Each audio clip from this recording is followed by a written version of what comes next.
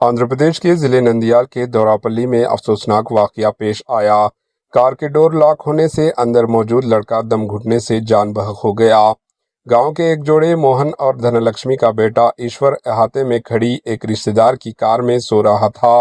کچھ دیر گاڑی میں بیٹھنے کے بعد وہ دروازے لاک ہو گئے۔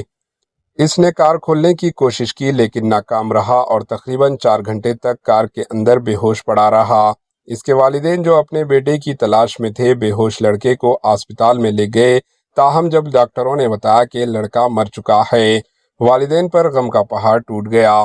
Bureau report, AHN news.